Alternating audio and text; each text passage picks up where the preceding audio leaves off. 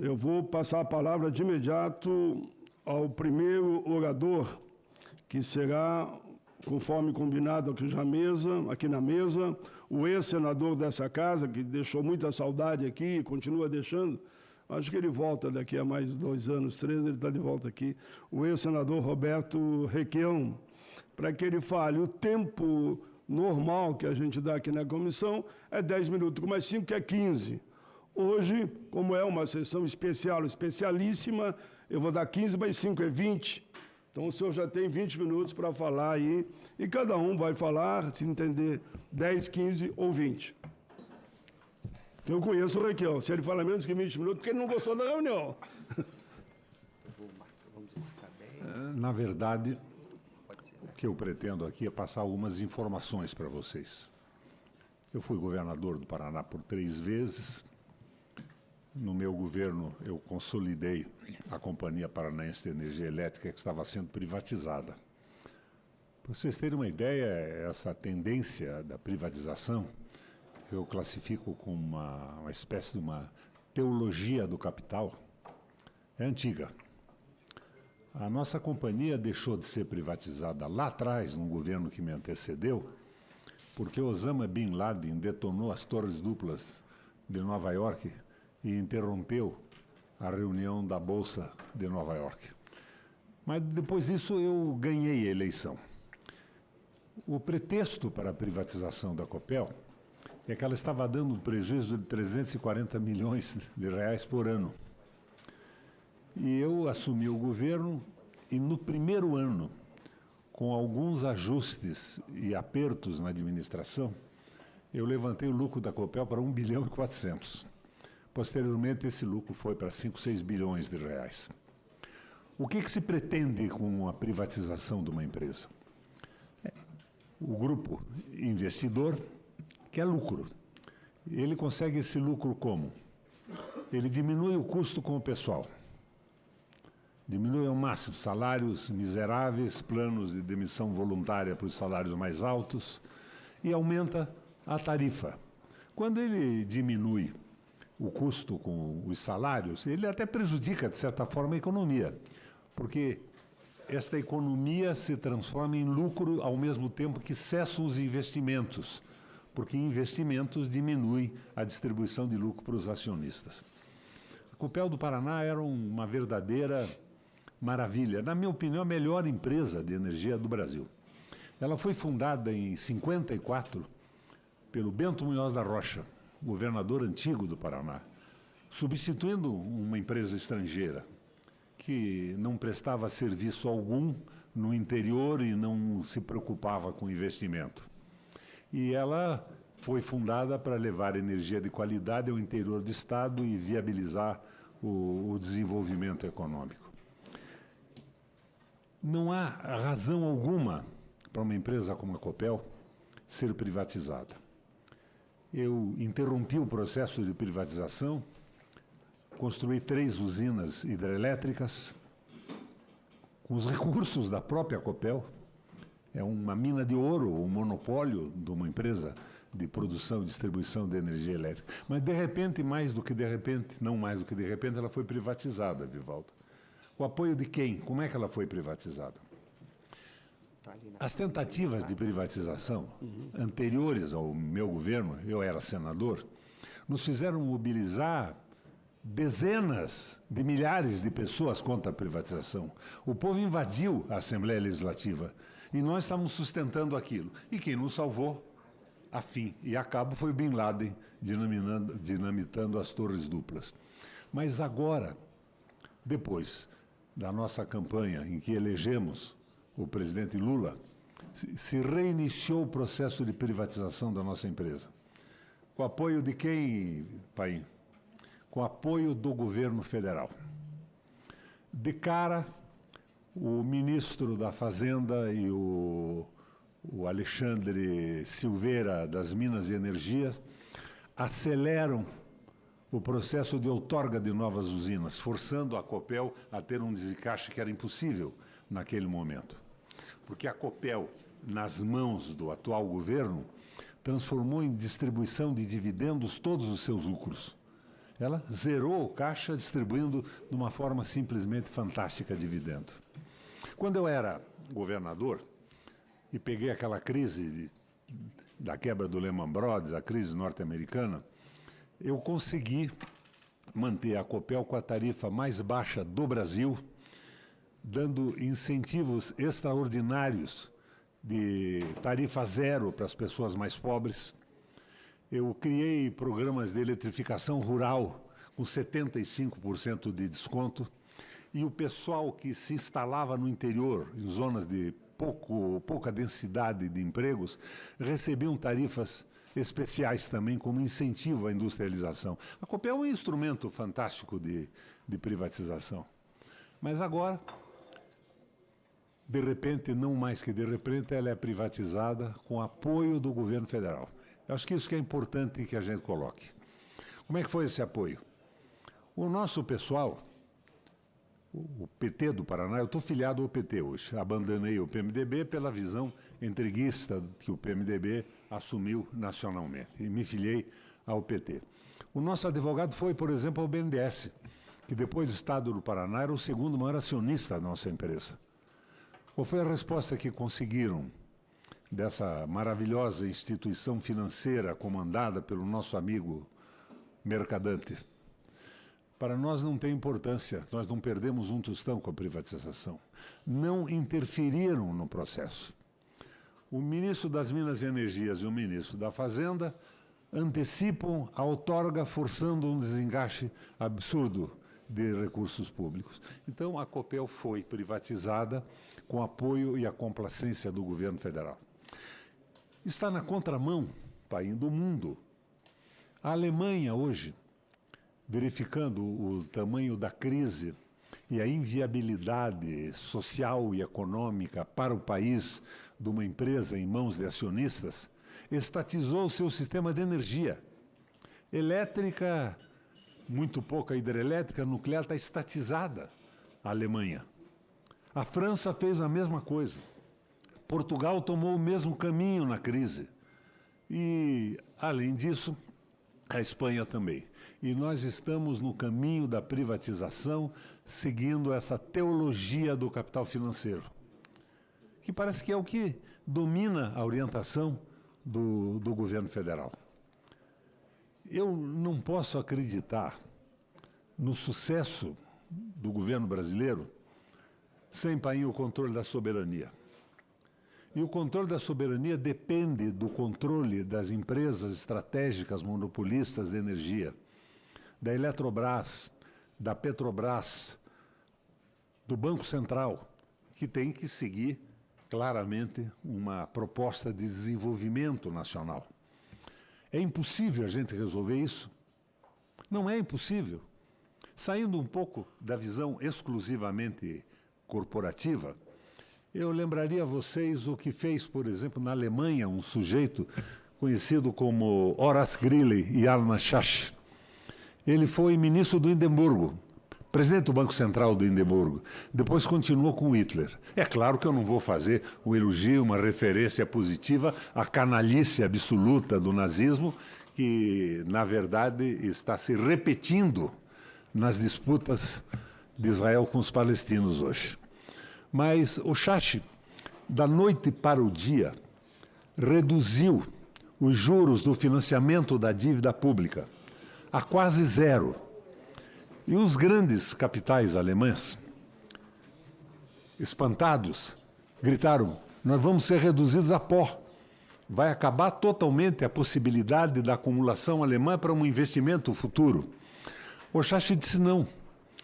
Ele estava criando uma moeda não moeda, um título que chamava-se MEFO. Esse nome de MEFO porque estava voltado inicialmente ao setor metal mecânico. Depois foi ampliado para investimentos em infraestrutura. E quem investia nesse título MEFO tinha a garantia do governo, da Fazenda e do Banco Central alemão de uma rentabilidade de 4 ou 4,5% ao ano. Esse dinheiro saía do mercado financeiro dos lucros do capital vadio e era investido na infraestrutura. As autobans, o setor metal mecânico. E a Alemanha, da noite para o dia, acabou com uma inflação monumental. Uma semana a inflação acabou. E ela recuperou a possibilidade de desenvolvimento econômico. Agora, o que eu vejo no Brasil é que nós perdemos um pouco o foco. Vamos taxar as grandes fortunas. Bacana. Fosse eu senador, eu estaria votando de acordo com isso. Mas não é esta a essência do problema. É fazer o capital investir na produção. O capital ser aplicado no desenvolvimento do país. O exemplo alemão é claríssimo. E temos outros exemplos no mundo, fora desta visão do Greeley, do Schacht, que é, por exemplo, o orçamento funcional. Os Estados Unidos emite moeda hoje para investir na geração de empregos e no avanço tecnológico do país. $1 trilhão o Biden jogou na economia. E nós temos um ministro que declara, meu amigo pessoal, sujeito sério, correto, e na minha visão, equivocado na direção que dá a economia, que propõe que nós vamos retomar o desenvolvimento sem investimentos públicos, como se isso fosse possível e tivesse ocorrido na história do mundo. Eu acho que nós estamos diante de um erro da condução econômica global. E o problema da Eletrobras é semelhante ao nosso. Para o pessoal sindicalista ter uma ideia, a informação que me passam é que a demissão na Eletrobras chega a 36% dos funcionários. Na Copel do Paraná, num plano de demissão voluntária, ela chegou a 60%. 60% dos trabalhadores. Com isso, você perde a memória da empresa, a expertise, a inteligência e transforma tudo numa forma de diminuir os custos da empresa e viabilizar o dividendo das ações. São erros simplesmente brutais nesse processo. A Comissão de Direitos Humanos trata do direito dos trabalhadores. Mas, companheiro Paim, o que fizemos nós no governo com a CLT até hoje? Rigorosamente nada. Rigorosamente nada. Nós devíamos estar discutindo também por que nós não alteramos o massacre dos trabalhadores com a supressão da CLT brasileira. Então, o foco, na realidade, é a manutenção das empresas públicas. Tem caminho para isso? O Vivaldo já sugeriu a moda do Brizola.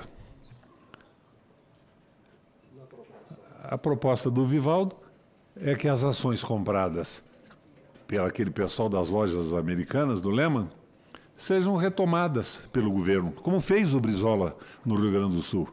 Mas o companheiro advogado aqui me levantou uma outra hipótese hoje que é razoabilíssima também. Cancela-se a concessão da Eletrobras e passa para outra empresa pública. Da noite para o dia, acaba esta folia de domínio do pessoal das lojas americanas sobre uma empresa. Mas o que é que está faltando? Está faltando uma posição do governo federal. No Paraná eu senti duramente isso. O Lula me empolga com os seus discursos. E eu sou amigo pessoal do Lula, gosto muito dele e tenho um apreço enorme pela sua história de vida, a superação constante das suas condições e ter voltado a presidente da República depois da canalice explícita da Lava Jato. Mas o discurso do Lula não encontra hoje repercussão na prática do governo. Não encontra repercussão. Vocês vejam como está a Petrobras. O Prates é presidente da Petrobras. Foi senador conosco aqui, né, pai? Sim. Por um período curto de tempo, quando a nossa governadora... 4 anos. É, mas eu saí antes, né? Eu fui eleito governador do Paraná. O Prates era consultor da Shell. E o conselho de administração da Petrobras. O discurso do Lula me empolga, mas o conselho de administração da Petrobras é de pessoal do mercado, nomeado pelo presidente da República. E vem a história de abrasileirar o preço do petróleo. 1 litro de óleo diesel e de gasolina custa R$1,10. Na usina, retirado do pré-sal ou em terra. E está a R$ 6,00, R$ 5,99 nas bombas de gasolina. Para quê? Para o aumento do dividendo dos acionistas. Então, eu acho que o Lula está emparedado no governo. A visão da governabilidade, o controle do Congresso Nacional, e repete erros antigos da aquisição de votos com emendas e tudo mais. Para encerrar, falta pressão e falta uma proposta de governo. Falta um projeto de desenvolvimento nacional claro. E me perdoe a franqueza, eu fui senador 2 vezes. Eu não acredito que o Congresso Nacional seja composto, como dizia o Lula lá atrás, de 300 picaretas na Câmara. Falta proposta. Uma proposta muito clara. Eu fui governador 3 vezes. Eu nunca tive a maioria na Assembleia Legislativa e nunca perdi uma votação. Nunca perdi. Conversa direta com os parlamentares e colocando sempre projetos. Eu nunca liberei uma emenda de parlamentar, mas eu dei para a Assembleia do Paraná projetos de desenvolvimento que eles votavam e iam pelo interior todo dizendo que o projeto era deles, para fazer 1.500 escolas, para baixar a tarifa de energia elétrica, para criar condições de desenvolvimento para as classes populares e de apoio à industrialização do Estado. Os 3 governos meus no Paraná foram um sucesso quase absoluto. Mas hoje eu sou aqui, pela gentileza da comissão, convidado como um parlamentar sem mandato. E repito o que o Lula me disse. Parlamentar sem mandato, nem o vento bate nas costas.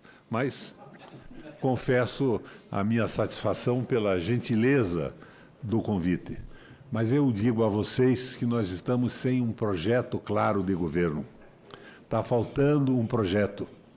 O Lula foi o presidente que nós elegemos, mas o governo do Lula não tem nada a ver com o seu discurso. Rigorosamente nada. Mais uma informação para vocês entenderem o nível da minha indignação. O pedágio no Paraná foi considerado pelo Tribunal de Contas da União, Sérgio Cury, o maior escândalo do Brasil por 25 anos.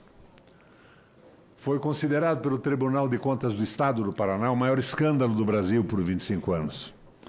Pelo Ministério Público Estadual e Federal, um escândalo simplesmente brutal. E eu e o Lula dissemos que íamos acabar com isso na campanha, porque eu entrei na campanha, depois de ter me afastado por 12 anos da política do Estado, fazendo aqui no Senado, tendo uma participação mais internacional. Fui presidente, co-presidente da Eurolat, do Parlasul brasileiro e do Parlatino, me afastei um pouco, e com a comunicação do Paraná totalmente nominada, mas entrei para ajudar a ganhar a eleição. E o resultado disso foi que assumi com o Lula um compromisso de acabar com o pedágio.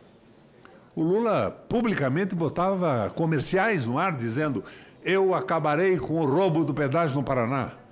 E até emocionalmente se propunha a fazer um pedágio que não passasse de R$ 5,00. Pois muito bem, o governo federal, ao contrário do discurso do presidente Lula, fez uma parceria com o governo estadual, que cedeu ao governo federal as suas estradas, e o filho do nosso amigo Renan, ministro da área, faz uma licitação e entrega o pedágio do Paraná, o primeiro bloco, para um paraíso fiscal das Ilhas Caimã. O que tem a ver um paraíso fiscal com a manutenção de estradas, a cobrança de pedágio? Rigorosamente nada. Um segundo bloco entra apenas uma empresa e é validado pelo governo federal. Ou seja, quem seguiu na desmoralização da administração do pedágio não foi o rato, o governo do Paraná. Eu chamo de rato e não é depreciativamente. Ele se diz ser um ratinho. Como se elegeu o governador, eu dei um upgrade e eu chamo normalmente, oficialmente, de rato o governador do Paraná. Foi o governo federal que fez a licitação. Então, o que é que está acontecendo? No entanto, as saídas estão aí. Mas tinham que ser mais do que as saídas sugeridas por uma comissão pública como essa. Deveria ser uma pressão do Congresso Nacional. A desapropriação das ações das americanas é possível e o cancelamento das concessões é possível também. Mas o que nós vimos disso até agora? A Advocacia da União propõe a manutenção da privatização da Eletrobras e simplesmente a revalorização das ações do governo federal. Nós estamos desta forma, com a Petrobras com 67% das ações privadas, 34%, um pouco menos, das ordinárias, das ações na mão do governo federal e uma maioria insignificante das ações ordinárias. O Banco do Brasil, quando nós assumimos, eu digo nós porque sempre fui parceiro do governo petista, embora estivesse no PMDB, o Banco do Brasil tinha 5% de ações privadas, hoje tem 49,6%. Então, nós estamos nesta linha do favorecimento da empresa mista, com a ilusão de que podemos controlar com o controle das ações ordinárias e a Golden Share. É um erro, é um engano, e a gente tem que dirigir esse nosso movimento, não apenas, mas também, porque é importante, é o aspecto corporativo do massacre dos trabalhadores, mas da lesão que se faz ao país nesse processo inteiro. É um recado, não é uma exposição e muito menos uma palestra. Um abraço e obrigado. Foi o Roberto Requião, ex-senador da República.